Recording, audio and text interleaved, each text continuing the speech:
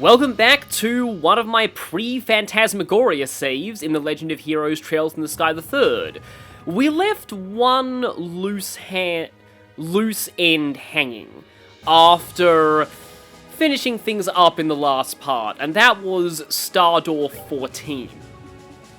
This door doesn't require any specific characters.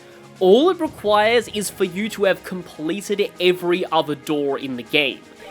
For doors that have multiple parts, you only need to complete at least one part for it to register. So, for example, the arena or the fishing, you just have to complete the first part and then it's fine. I don't even think you need to complete part 2 of the first moon door, but you should because Tita. And this is something that, if you're just doing a casual playthrough, I recommend doing it before going to Phantasmagoria, because the reward you get from this is very, very good. I would also probably recommend having this before the Nightmare Arena, but just for the sake of the story, I want to show this now, because this is a little less to do with Sky the Third, and more, well, it's a giant sequel hook for later arcs, so let's go. Well, before that, I also want to say that, well, this is a moot point if you're watching this video because I'll be using the patch, but this is one door that, above all others, I highly recommend watching with the Evo voice mod, because the voices of the characters in this are very important. 善は1、1は善。善は1から起こり、そしてまた1に帰する。汝がすべての扉を開放せしとき、我が扉は開かれる。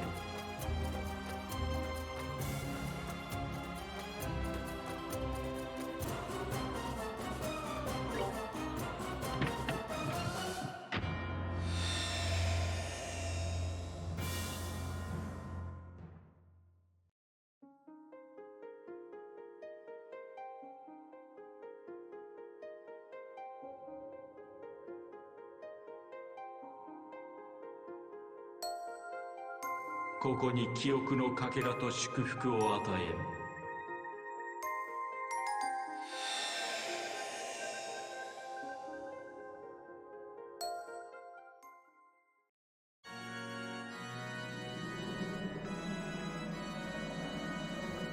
Oh, I actually forgot this one opened with a full-on cutscene. Or rather, just, it's the same cutscene from the end of Trails in the Sky SC, just, replayed here. But if you didn't see that, I guess I probably shouldn't spoil exactly what's going on here, because without context it probably won't spoil SC.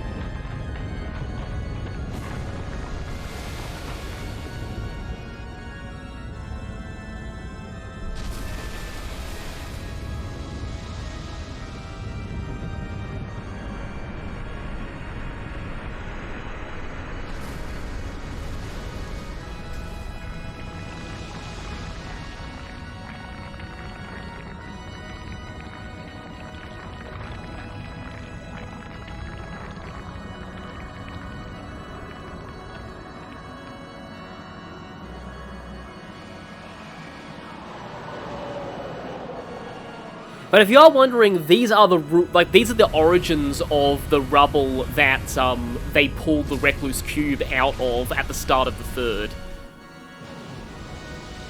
It's kind of amazing that the entirety of Valeria Lake didn't get drained from all of this crashing into it. Apparently all it did was just disturb a few fishermen, canonically.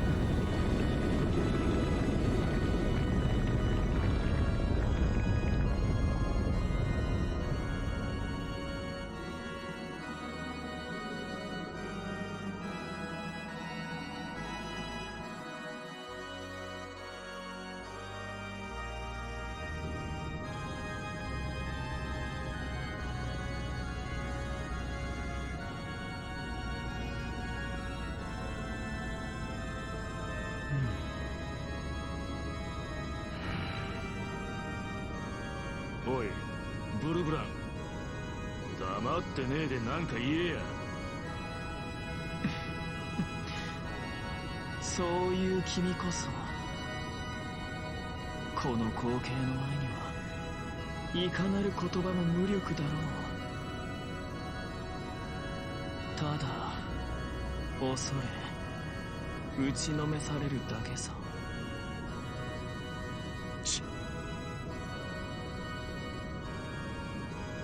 結局他の連中は戻ってきやがらなかったか。しまらねえ話だな。おい、レーンはすでにこの空域から離脱したようだ。ルシオラは行方不明だが、我らが心配しても仕方あるまい。別に心配はしちゃいねえさ。ただ死なすにはちょいと惜しい女だからな。せいぜい無駄死にしてないよう祈るだけさ。同感だ。ただレーベについてはおそらく望みはなかろう。ああ、こんなことならとっととやり合っておけばよかったぜ。野郎、いつも理由をつけて手合わせを避けやがったからな。我らとは違い、彼には明確な目的があったからな。しかもどうやらその目的は達せられたようだ。今頃満足していることだろう。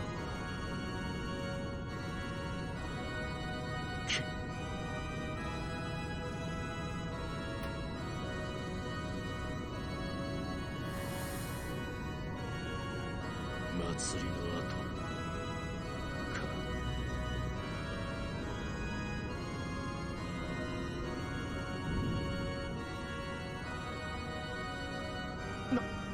か。なんだあれ。何なんだよあれは。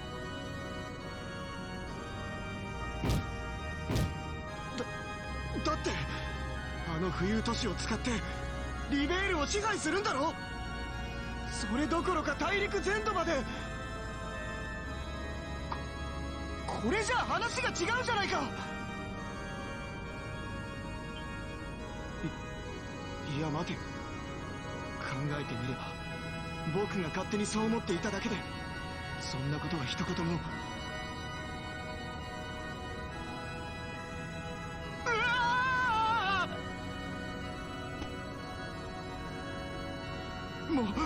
もう嫌だ。あいつらには逃げられるわ。カンパネルラ様にはいじめられるわ。おまけにこんなわけのわからない結果になって。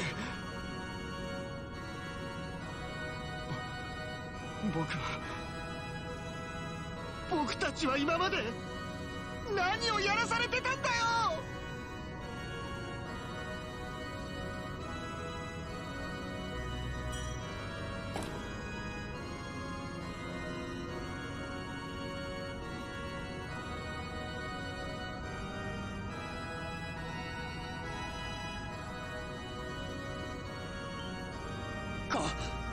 カンパネルラ様、ご無事でしたか。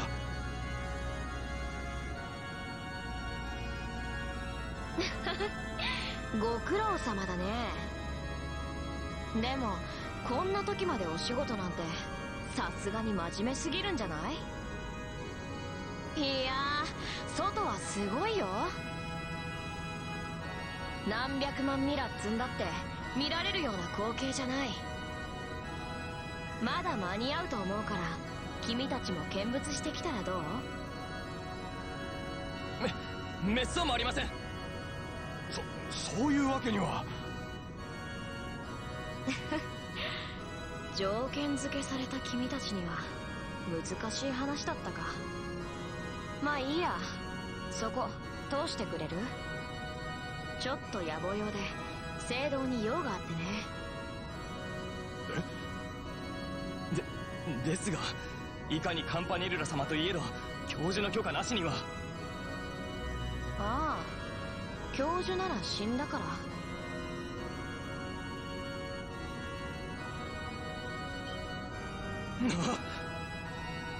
まさか。あれ、僕の言うことがデタラメだとでも。ふーん、ちょっと傷ついちゃったな。よし、なら君たちにもギルバート君みたいな楽しい思いをさせてあげるよ。そうすれば僕の言うことも信じてくれるようになると思うし。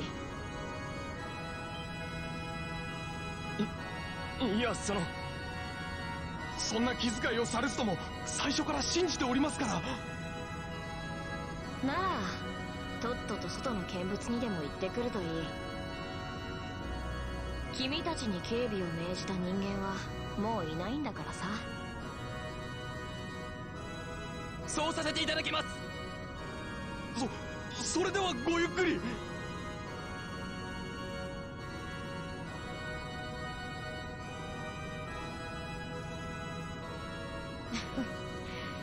これで彼らも用済みか。まあ記憶を奪って放り出すのももったいないから、舞台ごと僕が引き取ろうかな。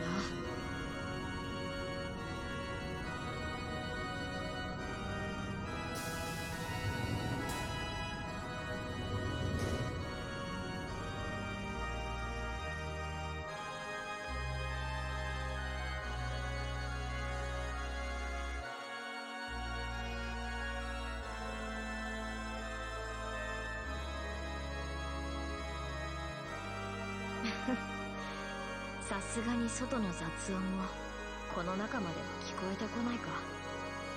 まあそうでなくちゃ役目は果たせないんだけどね。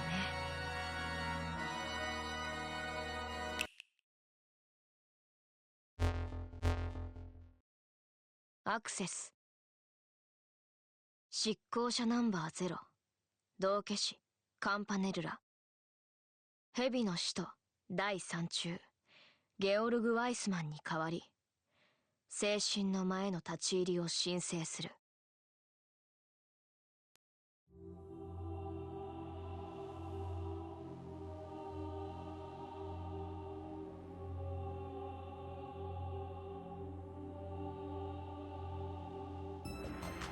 待ちかねましたよ。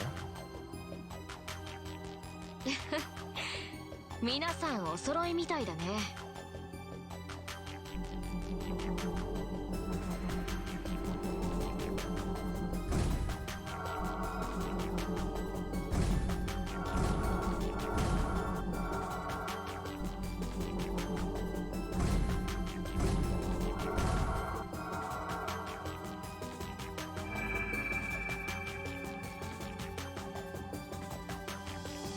しかしまさか白面が滅びるとは。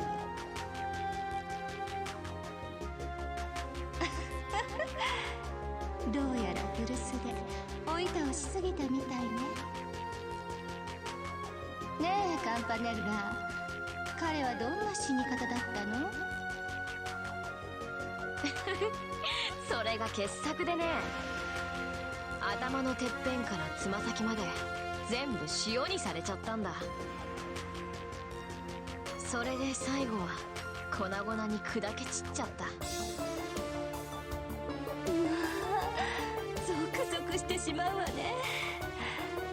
ああ、私もその場にいられればよかった。潮の杭、ノーザンブリアに出現した得意点の産物だね。この目で実物を確かめたかったところだが。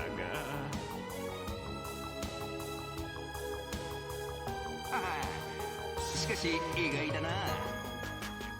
あの抜け目ない御人がそんな隙を見せちまうとはね。おそらく相手は守護騎士の一人であろう。それも今まで不在とされた第5位に違いあるまい。なるほどね。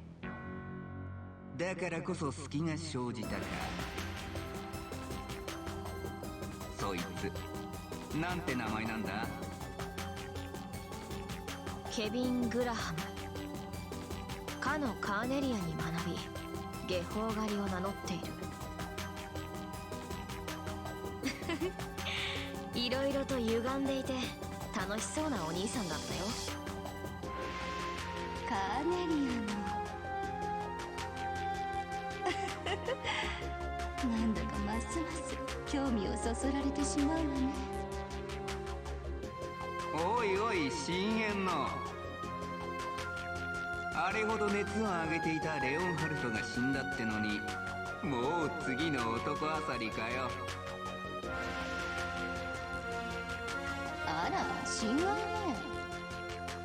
これでもレオンのことはちゃんと悲しんでいるのだから。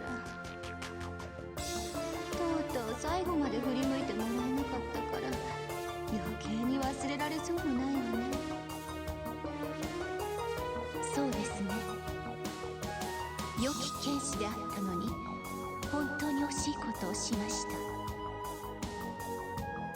た。確かにレギオンの中でも貴公と剣で渡り合えたのは彼くらいであったか。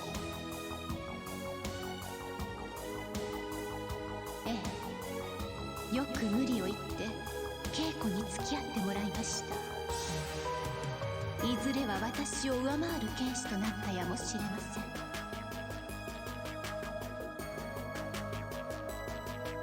そう考えると本当に惜しい。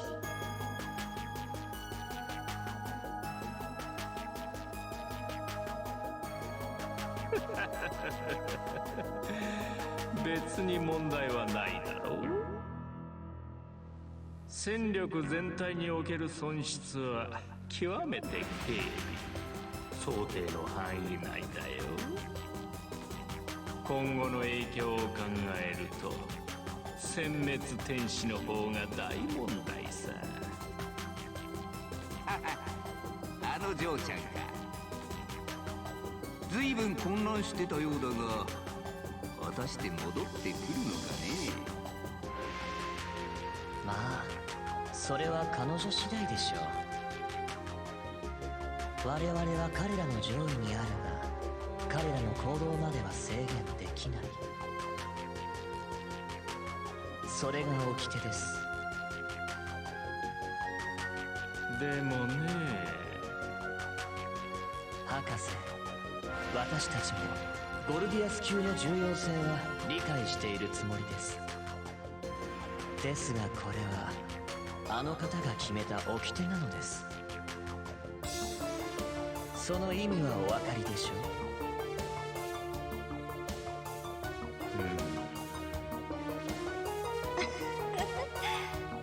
教授の漆黒の坊やへの執着は少々度が過ぎていた気もするけど。そう、そしてそれが彼を滅ぼすきっかけとなったのも事実。そうでしょう、カンパネルラ。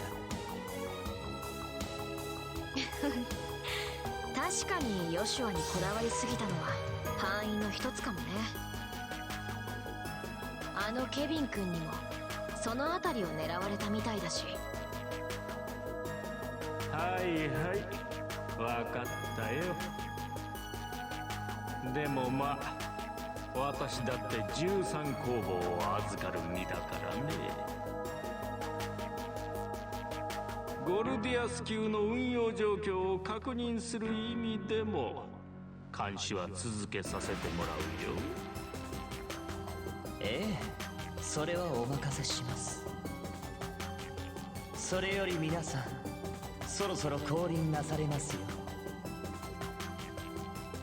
うん、そうか。ドキドキしてしまうわね。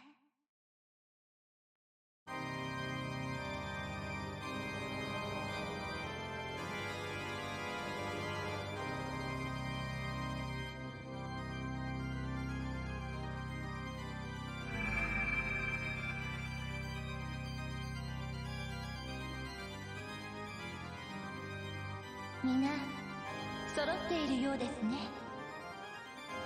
は第3中を除きまして全員揃いましてございます。ご苦労。カンパネルラも我が代理としての見届け役大義でありました。恐れ入ります。すでに福音計画の顛末はご存知かとは思いますが、最も重要な役目を果たさせていただきます。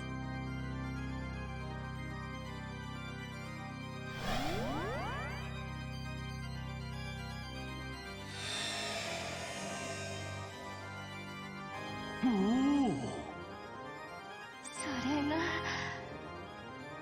7の秘宝が1、オーリオールか。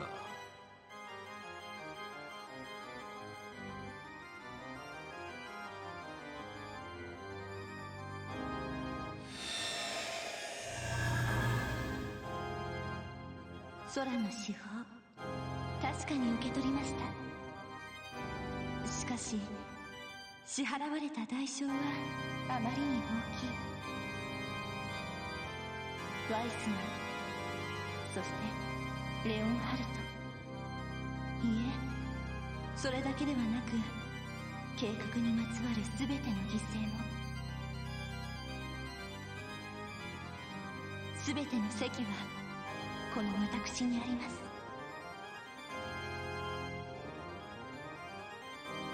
滅相もありません。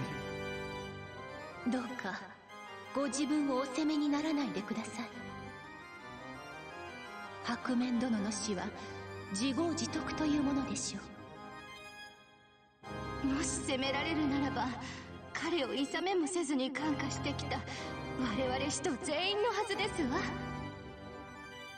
いいえ、この事態を私は半ば想定していたのです。それでも私は全ての決定を彼に委ねました。それが世界にとって必要と判断したがゆえに。ですから全ての席は私にあるのです。名手よ。なぜ御身はそこまで。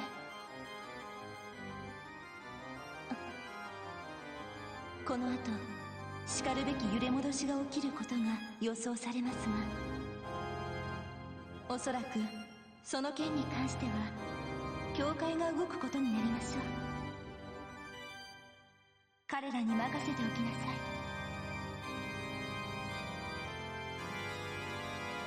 承知しました。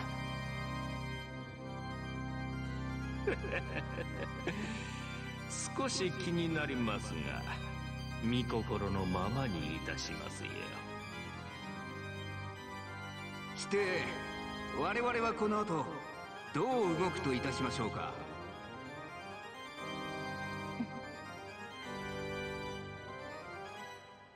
西方の鐘は鳴らされ、第一の名役は解かれました。今この時をもってオルフェウス最終計画が1、福音計画の完了と、そして次なる段階、減塩計画の始動を宣言します。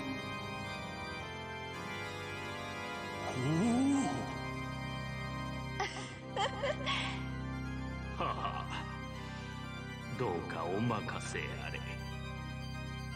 我ら蛇の人一同、大いなるメッシの御心に沿うべく。これより全身全霊をもって計画遂行に着手いたします。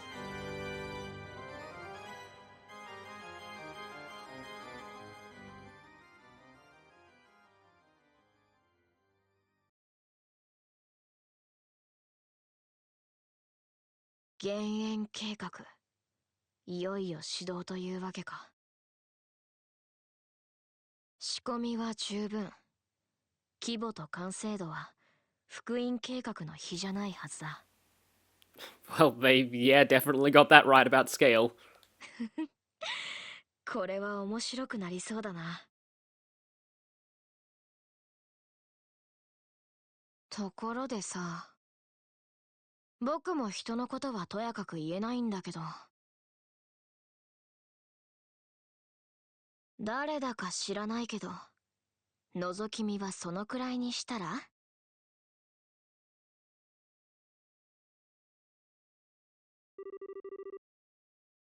Okay then, let's just back away from that door slowly. Because apparently Campanella can see through the fourth wall.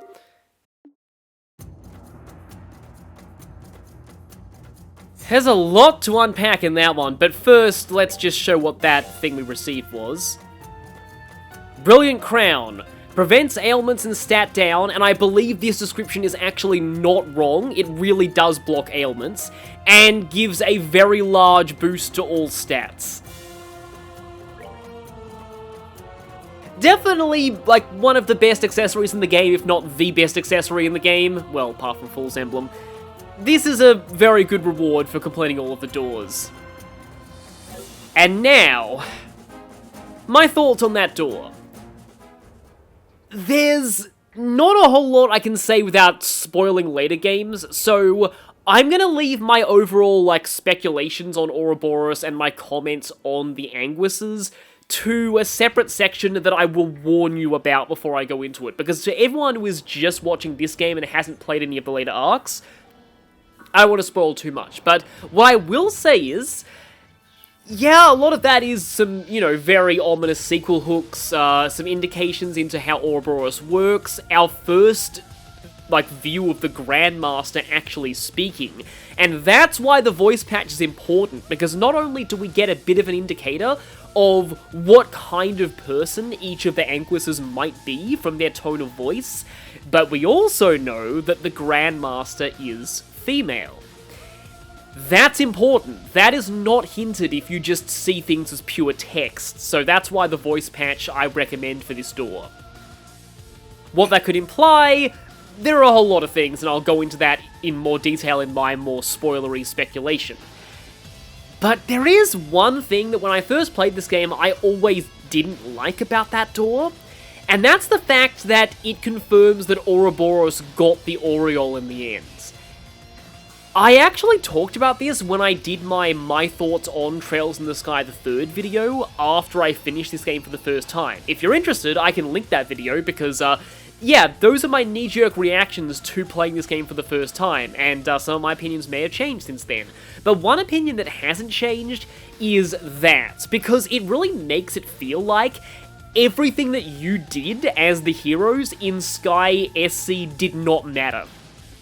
The only thing you really accomplished was killing Weissman, but then it turns out that everyone in Ouroboros hated him and wanted him dead anyway. Well, I mean, they kinda lament his death as a loss of resources, but still, most of them are not sad to see him go, so even that doesn't feel like much of a victory. It does feel kinda painful when you go through just such a long story only to find out, oh, actually the bad guys got exactly what they wanted in the end. But that may actually be important to later arcs, so maybe it was actually necessary. I still, to this day, don't really like that all that much, but anyway, that's my thoughts on that before spoilers.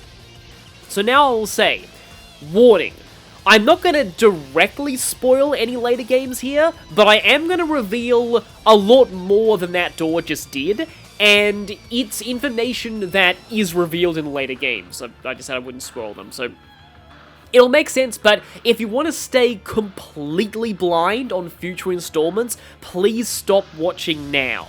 And I'll see you next time for the Nightmare Arena. But if you want to keep watching, first of all, we now know who the 2nd, 4th, 6th, and 7th Anguisses are. I won't directly tell you who they are, but I will just say we now know who all of them are from later games. We still do not know the identity of the 1st and 5th Anguiss. but there are some things that may hint at who they could be.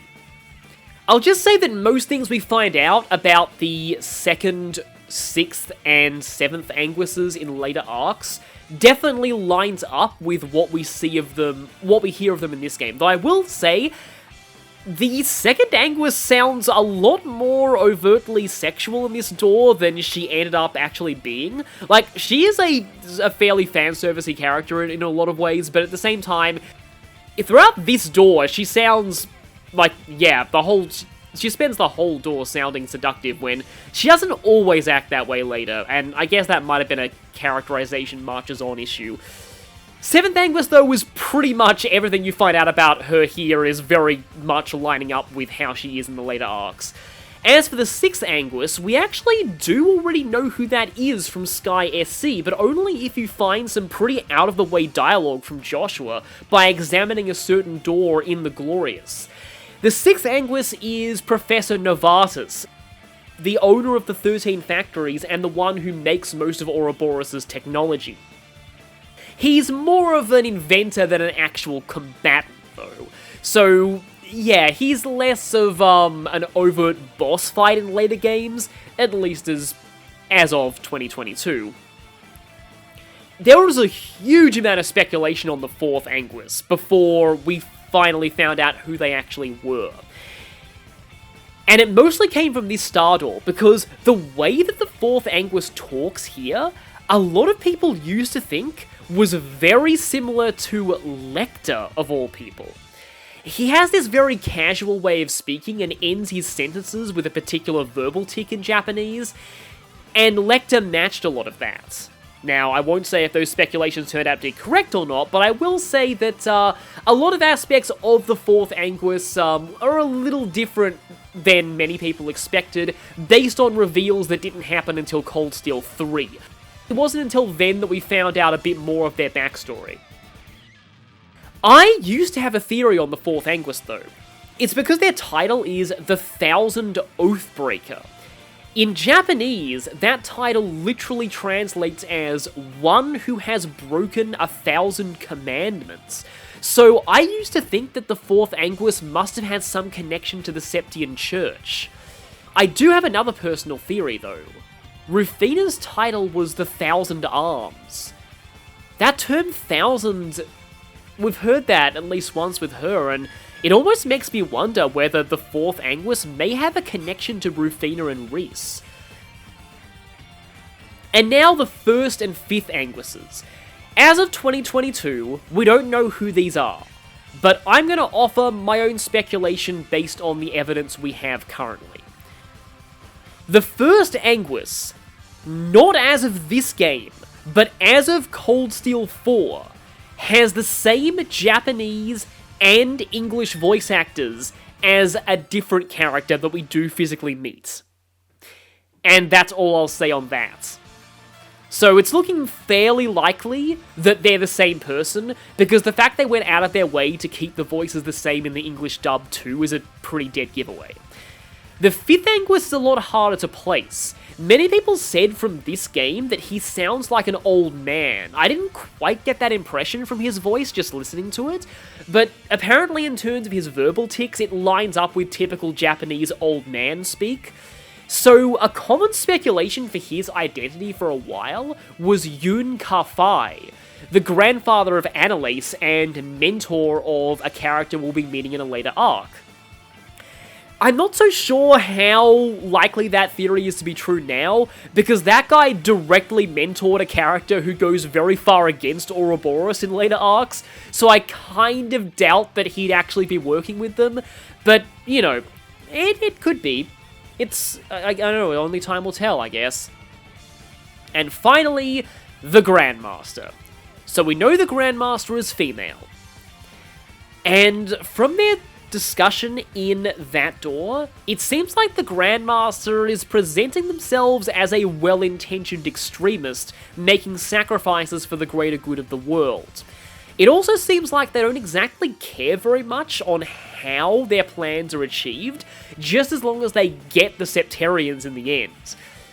They also allow their enforcers a great degree of freedom, And this is something that many Trails fans have speculated about for a long time, because it seems quite weird that they'd allow that.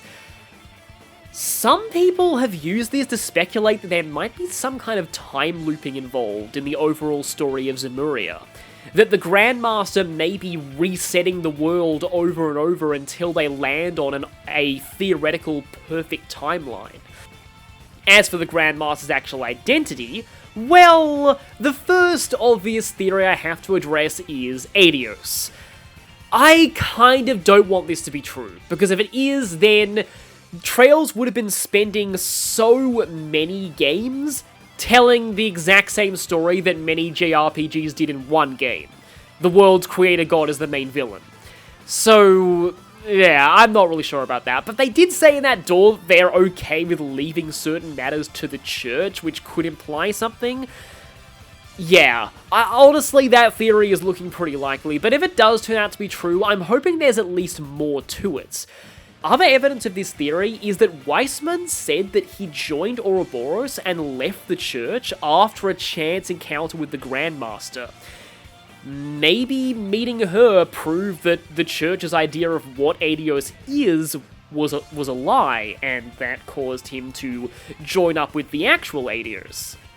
In terms of other theories though, the next two are much more wild and out there, but I felt the need to address them because they're theories that I've had in my head at some point, and that other fans have actually shared too.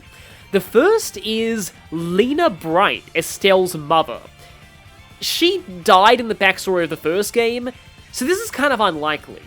But it would be an interesting way of bookending the series. The mother of the first protagonist was actually the Grandmaster, and maybe giving birth to Estelle was actually part of their plans all along. Very much a crackpot theory that probably isn't true. But now it's time for the biggest crackpot theory of them all that I had to address here, Dorothy.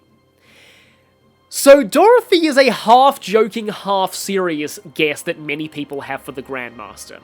Mostly in the West, because when Kondo was asked about this in an interview, he expressed surprise, which probably implies that this definitely isn't true. The reason why this is speculated is that Trails, with, Professor Alba in the first game, and with other examples in later games, like Ren and SC in particular, the Trails series does love making the person you least expect turn out to be a major antagonist. And what could be crazier than having that klutzy photographer who's appeared since the first game actually be the true mastermind behind everything? It's a silly theory and probably not true. The main evidence I have against it besides the Kondo interview is the fact that, to my knowledge, Dorothy did not appear in any later game after Sky the Third. And if she was the Grandmaster, they probably would have made her a much more recurring character, so yeah. But honestly, I would love it if this theory turned out to be true. I just think that would have been the ultimate, sorry to be cringy and quote TV tropes, the ultimate example of the dog was the mastermind. And with my wild speculation and discussion of that door over, I'll see you all next time for Pain.